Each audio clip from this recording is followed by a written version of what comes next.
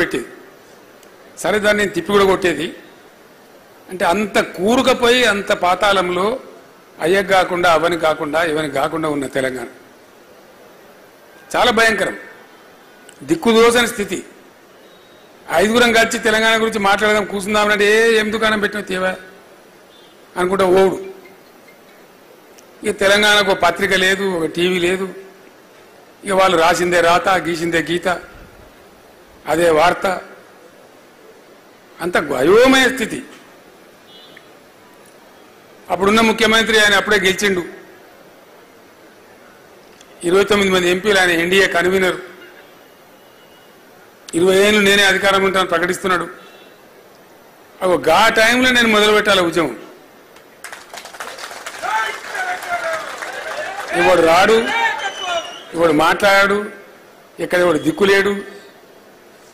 అవతల 5 సంవత్సరాలు నెట్ అధికారంలో ఉండే పవర్ఫుల్ ఉన్నటువంటి కేంద్రం కూడా తన చేతిలో పెట్టుకున్న ముఖ్యమంత్రి ఏం తెలంగాణ అయితే గిల్లి పడేస్తాం ఆయన లెవెల్లో ఉన్నటువంటి ముచ్చట. ఆ సందర్భంలో చాలా మంది మిత్రులకు తెలియదు, అప్పటి ప్రభుత్వం వ్యవసాయ విద్యుత్ శక్తి ఛార్జీలు పెంచి 3 సంవత్సరాలు వరుసగా 15% పెరుగుతుందని ప్రకటిస్తే బాలమల్లి నా మిత్రుడు ఉన్నాడు. ఆ బాలమల్లిడా ఆడున్నాడు. ఆయన ఈ బాలమల్లి సిద్దిపేట కౌన్సిలర్గా ఉండే, తర్వాత పెద్ద నాయకుడు అండి, అది వేరే సంగతి. సిద్దిపేట మున్సిపల్ కౌన్సిలర్ ఉండే, నేను డిప్యూటీ స్పీకర్గా ఉన్నా. ఆ రోజు అంతా విజిటర్లు వస్తే పంపించినాం. చివరికి మేము ఇద్దరమే మిగిలితే ఇద్దరం పోయి లోపల డైనింగ్ హాల్ కాడ అన్నం తిని నేను చేయి ఊడ్చుకుంటూ హాల్లోకి వస్తున్నా.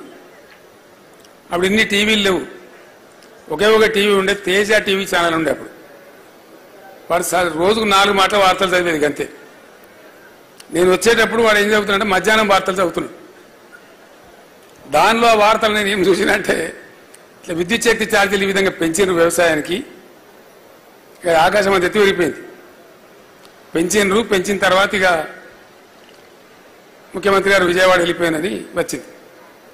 నేను ఒక 2-3 విలేకరులకు ఫోన్ చేశాను. ఏమిరా బాకి ఇట్లా వార్త వచ్చింది నిజమేనంటే, నిజమే సార్, ఆ విలేకరుల సమావేశాలు నేను కూడా ఉన్నా.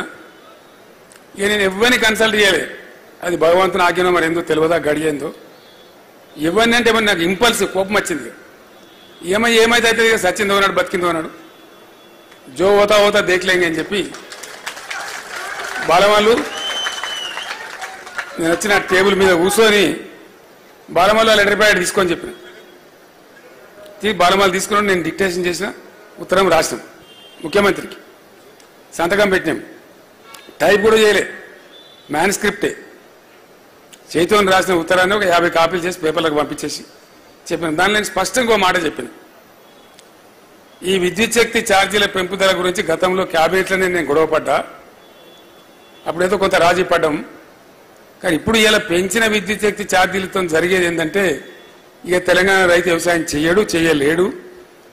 ఇక మేము ప్రజాప్రతినిధులుగా ఉండి, ఎమ్మెల్యేలుగా ఉండి, డిప్యూటీ స్పీకర్, డిప్యూటీ స్పీకర్ ఉండి, ఇవన్నీ ఉండి మా కళ్ళ ముందరనే మా రైతులు ఇట్లా బొండిగా మెడలు విసికేస్తూ ఉంటే మేము మౌనం పాటిస్తే మా జీవితాలకు అర్థం లేదు, వేస్ట్ మేము బతికి కూడా. కాబట్టి మీరు విద్యుత్ శక్తి ఛార్జీలు వాపసు తీసుకోండి, లేకపోతే సమైక్య రాష్ట్రంలో మా రైతులకు న్యాయం జరుగుతుంది అనే ముచ్చట వట్టిదైపోతుంది. ఇక తెలంగాణ రాష్ట్రం ఏర్పడితేనే తెలంగాణ రైతులకు లాభం జరుగుతుందని భావించి నేను తెలంగాణ రాష్ట్రం కోసం ఉద్యమం చేయవలసి వస్తుంది అని చెప్పి నేను లెటర్ రాస్తాను. సరే, తెల్లారి పేపర్లో వచ్చింది, అంత జరిగిపోయింది. దాని తర్వాత కొంతమంది తెలంగాణ వాదులు నా దగ్గరకు వచ్చింది. నేను లోపల కూర్చున్న ఛాంబర్లో చిట్టి పంపించారు నాకు. ఆ చిట్టి మీద ఏముందంటే 69 ఉద్యమకారులు అని ఉన్నది, పేర్లు రాయాలి వాళ్ళ పాపం. సరిగా నేను లోపల పిలుచుకున్నా. ఒక 5గురు వచ్చారు. వాళ్ళకి ఛాయ్ గిట్ట దాకా మాట్లాడినా. మీరు గింతమంది ఉన్నారా, ఇంకున్నారా అంటే ఉన్నాం సార్, ఇంకో 20 మంది దాకా ఉన్నాం. అంతే, తెలంగాణ అంటే ఇంకెక్కడ లేదు, ఓ 20 మంది ఉన్నాం, కలిసి మాట్లాడదాం సార్ అంటే, మీరు రేపు రండి, భోజనానికి రండి. బట్టిగా జై తెలంగాణ అంటే తెలంగాణ రాదా బాబు, దానికి వ్యూహము పంద చాలా తెలివి కావాలి. అసలు తెలంగాణ రాష్ట్రం ఈ దేశంలో ఎట్లా ఏర్పడుతుందనే కనీస అవగాహన ఉండాలి మనకు. కాబట్టి రేపు వస్తే మంచిగా విస్తారంగా మాట్లాడదాం, మీరు లంచ్కే రాండి అని చెప్పి 50 మందికి అన్నం ప్రిపేర్ చేసాం. వాళ్ళు 25-30 మంది వచ్చారు. అందరం తిన్నాం, హాల్లో కూర్చున్నాం. కూర్చున్న తర్వాత మాట్లాడు, సార్ మీరు రావాలి, ముందుకు రావాలి, ఉద్యమం మొదలు పెట్టాలి సార్ అని అడిగిన. ఉద్యమం దేనికోసం, ఏంది అసలు ఉద్యమం అంటే ఏంది, నాకు ఒక క్వశ్చన్ మీరు ఆన్సర్ చెప్పాలని అడిగిన. ఏంది ఇది, స్ట్రీట్ ఫైటా స్టేట్ ఫైటా,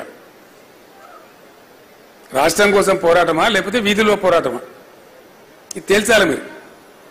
స్ట్రీట్ ఫైట్ అయితే నేను ఎందుకు, నాకు అర్థం కాదు. ఓ 10 మంది కాలేజీ పోరగాళ్ళు 20 రాళ్ళు అయితే అయిపోయాయి. 4 బస్సులు కొడితే పోలీసు వాడు రానివ్వచ్చు, పట్టుకనిపోయి ఇక లొల్లి స్టార్ట్ అయిపోయాయి, అంతే కదా. దానికోసం అయితే నేను అవసరం లేదు, స్టేట్ కోసం ఫైట్ అయితే నేను అవసరం ఉంటా. మరి ఏం చేద్దాము అని అడిగినాను. మొట్టమొదటి ప్రశ్నే అది. వ్యూహం లేకుండా, పందా లేకుండానే కదా 69లో విఫలమైనం. 69లో తక్కువ బస్సులు కాలబెట్టినామా, తక్కువ రైళ్లు ఆపినామా, తక్కువ మందిని చచ్చిపోయినామా, తక్కువ ఉద్యమం చేసినామా? చాలా గొప్ప ఉద్యమం అది కూడా. కానీ కొద్దిగా ఆ వ్యూహం లేకుండా పోవడం వల్ల దీర్ఘకాలికంగా నిలబడలేకపోయింది, తొందరగా అయితే అవుట్ అయిపోయింది. మనం అట్లా కాదు, మొదలు పెట్టినామంటే అయితే మనం జావాలి, లేకపోతే తెలంగాణ రావాలి. కానీ ఎట్టి పరిస్థితులు ఆపద్దు. నడమల మనం చచ్చిపోతాం. ఢిల్లీలో కూడా అడిగితే చెప్పిన, ఒక కాంగ్రెస్ వాడు అడుగుతుండే, నువ్వు ఎక్కువ గడబడి చేస్తావు ఏంది కేసీఆర్ అంటే, నేను చెప్పిన, అరే కేసీఆర్ పోతే ఇంకో పీసీఆర్ రెడీ ఉన్నారా నడపడానికి. ఇలా ఉద్యమ స్థాయి ఆడికి లేచింది, నీకు అర్థమైతే లేదు మీకు. మీరు గోల్ దింపుతాం అనుకుంటున్నా, దింపలేరు, మీరు నన్ను ఖతం చేసినా దింపలేరు అని చెప్పిన. వాడు నన్ను అడిగిండు, హూ ఇస్ దట్ పీసీఆర్ అని. ఊరికి 5 మంది ఉన్నారు పోయి పీసీఆర్లు, ఎవరినైనా పట్టుకుంటావు అని అడిగాను. ఆనెస్ట్లీ ఇదే మాట చెప్పాను నేను. ఊరికి 5 అయితే పక్కా ఉన్నారు పీసీఆర్లు, నువ్వు ఎవరిని పట్టుకుంటావు బిడ్డ, ఇలా తెలంగాణ ఉద్యమ స్థాయి అది కాదు అని చెప్పాను. అంటే ఎక్కడనో పాతాళ లోకంలో ఉన్న తెలంగాణ, అయ్యకుగానటువంటి అవ్వగానటువంటి ఆగమైపోయిన తెలంగాణ ఎక్కడి నుంచి స్టార్ట్ కావాలి? మనకు డబ్బులు లేవు, నిధులు లేవు, పత్రికలు లేవు, మీడియా లేదు. అగాధంలో జగన్నాథం కొట్లాడాలి. ఇక మళ్ళా మన తెలంగాణలో జర్ర గిట్లానగానే ఉబ్బుడు, జర్ర గిట్లానగానే సగ్గుడు. అప్పుడే వెంటనే ఇక తడపల కిందడే అయిపోయింది. ఆగమాగం దెబ్బతిన్న పానాలు కదా.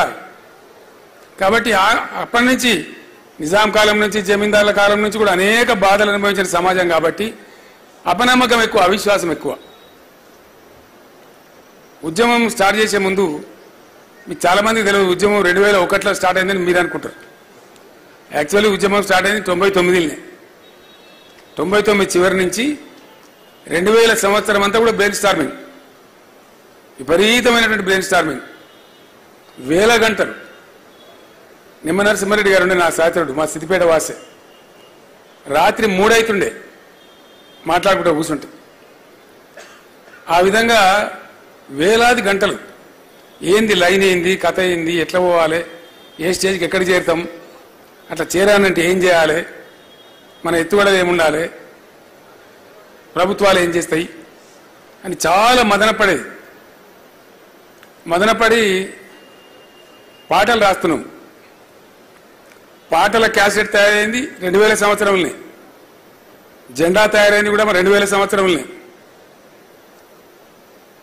చాలా మంది తెలియదు 2001లో అనుకుంటారు, కాదు, ఇయర్ 2000లోనే.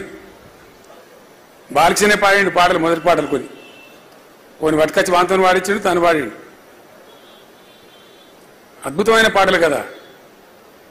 ఒక చరణమే మొత్తం చరిత్ర చెప్పేస్తుంది. గుంటూరు జిల్లాలో గుంటేడు జాగ అడిగినామా, విజయవాడ పట్టణంలో వీసమెత్తు కోరినామా, మా తెలంగాణ వాళ్ళమంతా మేలుకున్నాము, మా తెలంగాణ మేమే ఏలుకుంటాము. అప్పుడు ఇట్లుండేటి పాటలు. ఒక 2 చరణాలలో మొత్తం తెలంగాణకు సోయి వస్తుంది మనసు పెట్టి వింటే. అంటే అంత ఆలోచన చేసింది. ఒక పాట రాయాలన్నా, ఒక మాట మాట్లాడాలన్నా, ఒక సెంటెన్స్ మాట్లాడాలన్నా కూడా చాలా జాగ్రత్తగా డ్రాఫ్ట్ చేసి మాట్లాడేది. ఒక పాట రాస్తుంటే నేను చెప్పిన సుద్దాల అశోక్ తేజ రాస్తా ఉన్నాడు, ఆయనకు రాయవస్తలేదు, మంచి రచయిత, ఈ 4 లైన్లు పడతలేవు సార్ అన్నాడు. ఏందా అంటే మన పండుగలు మనదంతా చెప్పాలి సార్, కొంచెం మంచిగా చెప్పాలి, ఏం పండుగలు చెప్పాలనుకుంటు నువ్వు ఇదంతా చెప్పాలనుకుంటున్నా అంటే నేను చెప్పిన, ఏం లేదు రాయి నేను చెప్తా రాయని చెప్పి, పోషమ్మ బోనాల శివసత్తులాట మనసంతమే కదా బతుకమ్మ పాట అని చెప్పింది. అటే రాసి పడేసి